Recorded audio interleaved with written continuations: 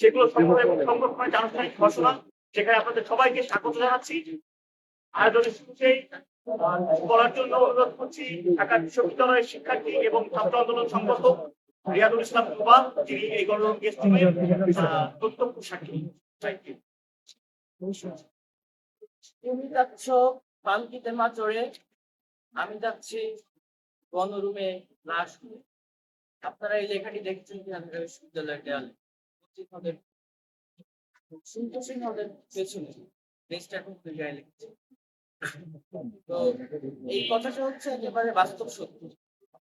আমি প্রত্যন্ত অঞ্চল থেকে অজপড়া গা থেকে আসা। তো আমি যখন হল অ্যাটেন্ড পেলাম, দেখলাম যে তার স্যার বেশ পশ মনে হতো, জানতাম না। ক্যাম্পাসে আসার পরে যখন আমাকে দেখিয়ে দেওয়া হতো এটা তোমার রুম, আমাকে প্রায় 3-4 জন ভাই অনেক আদর যত্ন করে বলতো তুমি এখানে থাকবে। আমি ভাবলাম হয়তো সুন্দর কিছু একটা হবে। কিন্তু যখন আমি রুমে উঠলাম তখন দেখলাম 8 জনের রুমে, 4 জনের রুমে, 6 জনের রুমে, সেখানে 50 জন, 60 জন, 70 জন। মানে একটা মানুষ এইভাবে চুপ হয়ে শুতে পারবে, এইভাবে শুতে হবে তাকে।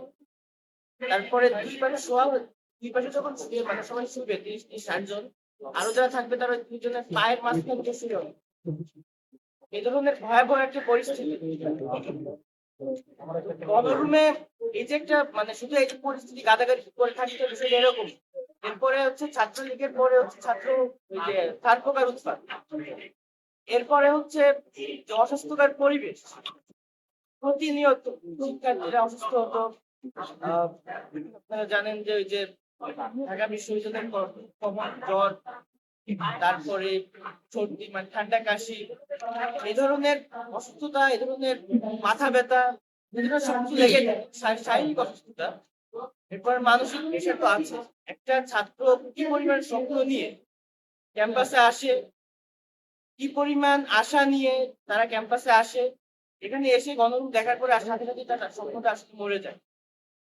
গণরুম ছোট্ট করে বললাম গণরুমের বিষয়টা, আর গেস্ট রুমের বিষয়টা আমি ছোট্ট করে বলবো। গেস্ট রুমটা মানে শুনতে খুব সুন্দর একটা শব্দ শোনায়, যে গেস্ট রুম। তো এটা আসলে যতটা সুন্দর শোনায় তার চেয়ে বেশি ভয়ঙ্কর এই শব্দটা। গেস্ট রুমে সিনিয়র ইমিডিয়েট সিনিয়ররা আসলো, যে যার ব্যাচের। ধরেন আমি 21-22, আমাদের গেস্ট রুম কিন্তু 22-23, সরি 20-21। যারা 20-21 তাদের গেস্ট রুম হচ্ছে 19। তো এদের ব্যবহার কেমন ছিল, আমি হচ্ছে কুকুরের চেয়েও নিকৃষ্ট, তারা শুয়োরের চেয়েও নিকৃষ্ট। তাদের মানে যে গালিগুলো, এটা আমরা গ্রামে সাধারণত গ্রামগঞ্জ থেকে যারা আসে তারা কিছু কিছু গালিতে অভ্যস্ত থাকে। কিন্তু এখানে আসার পরে 2 মাস যদি কেউ গেস্ট রুম করে, গালির উপর পিএইচডি ডিগ্রি তার হয়ে যায়। তার আর গালি কিছুই মানে গালি শেখা লাগে না, যে কিছু জানে না তারও শেখা হয়ে যায়।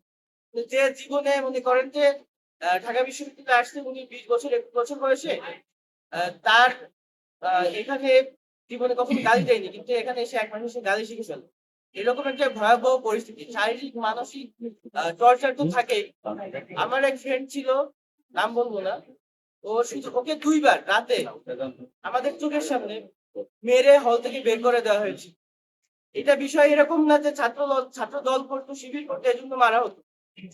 মানে এজন্য মারা হতো। কিন্তু আরো একটা বিষয় হচ্ছে সেটা যাকে মারার প্রয়োজন হতো ওদের কাছে, ওদের মতের বিরুদ্ধে যেটা, ওদের যে চেইন অফ কমান্ড ছিল নোংরা, সেটার বিরুদ্ধে যেত, তখন তাকে ওরা ছাত্র দল বা শিবির ট্যাগ দিয়ে মারে। বিষয়টা হচ্ছে এরকম। তো গণরুম, গেস্ট রুম আর যেটা হচ্ছে প্রোগ্রাম, ওদের যে প্রোগ্রাম গুলো ছিল সেখানে ওই একই কালচার। ধরেন একটা রুমে ওরা 80 রাখতে পারতেছে, একটা বড় ভাই গিয়ে কমান্ড দিল তোরা সব বের হ, মানে একবারে সবার বের হতে হবে, বের না হলে রাতে গেস্ট আছে। তো এই যে একসাথে আজকে পেয়ে যাচ্ছে এরা, কি সুন্দর একটা ওদের ভয়াবহ নিয়ম। তো এই সব মিলিয়ে আমি একটু সারমর্ম তুলে ধরার চেষ্টা করছি। আমি আমার বক্তব্য এখানে শেষ করছি।